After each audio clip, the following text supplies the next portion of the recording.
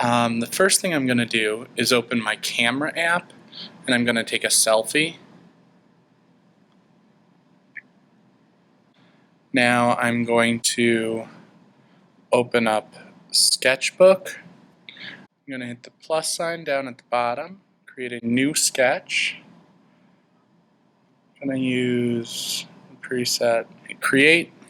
Now the first thing I'm going to do is up at the top, I'm going to go and import an image. I'm going to go to my camera roll, and I'm going to use my selfie. I can use 2 fingers to adjust it. I'm going to resize it. And I'm going to put myself right about here, should be good. Say done. I can use 2 fingers to rotate my canvas or the drawing area. Now I'm going to tap and hold that bottom layer so I can drag it up on top of my photograph. And I'm going to use my pen tool, make it a little bit bigger, actually a lot bigger. And now what I want to do is trace over all the most important lines and shapes that I see in my picture. One thing I've found helpful, since I'm using a black pen on top of my black glasses, I can select the photo layer and make it a little bit less opaque. That makes it easier to see what I've drawn and what I haven't. Got to make sure my drawing layer is selected as I go back to draw a little bit more. So what I'm going to do now is, as I said, I want to just trace over all the important lines and shapes that I see on that gorgeous, gorgeous face. I'm going to make it a simpler sort of cartoon version of myself. So I'm not going to get every single detail. I'm thinking about getting more lines and shapes that represent my features, not so focused on getting every detail photorealistic.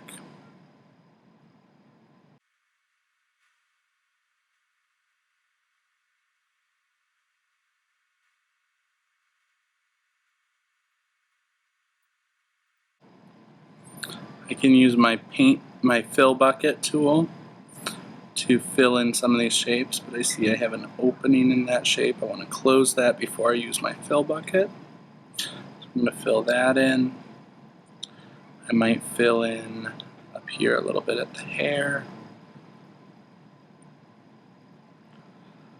That thumbs up is crucial to realizing what an awesome guy I am. So I want to make sure I include that in this wonderful picture.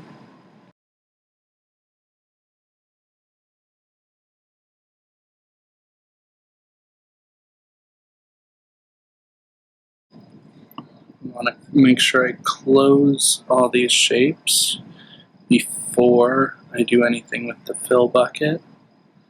I might make a little bit of a jagged edge around here to capture those highlights that are on here. My personal style tends to be adding a little bit of a jagged shape for a highlight on some portions of my drawing. Then I'm going to use my fill bucket again, but I have an opening in that shape, so I need to turn off the fill bucket and fill that in. Now I can use the fill bucket again to fill in that shape. I'll fill in this piece. I'll fill in this piece. And again, there's an opening, so I need to close that gap, turn off the fill bucket.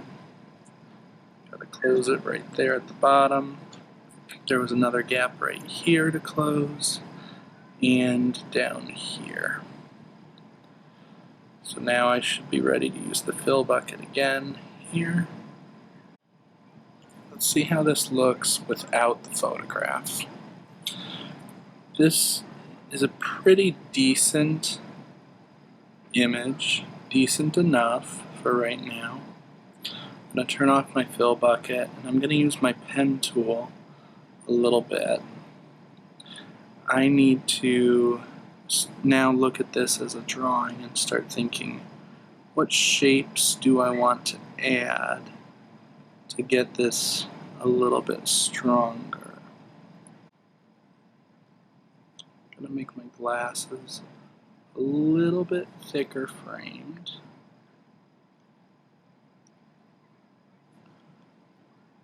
One of the things about a black and white design is you generally always want to have some light shapes and some dark shapes, some thick lines and some thin lines. So I tend to go back and make some of these lines a little bit thicker,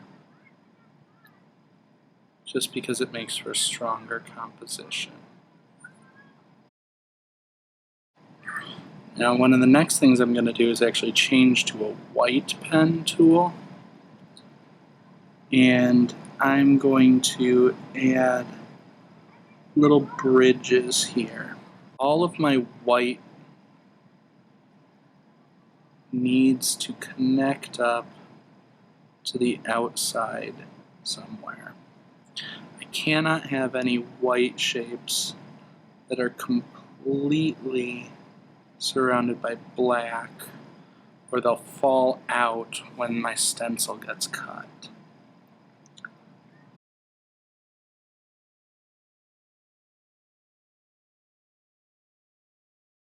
Now, as a final step, I think I'm going to add a little bit of text.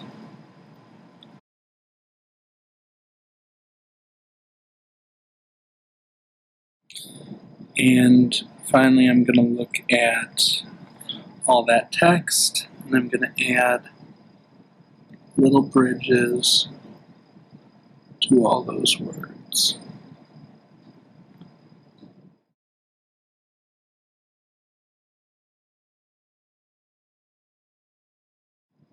Seems pretty good. So I'm going to go to the top, go to my main menu, share, and I'm going to save the image.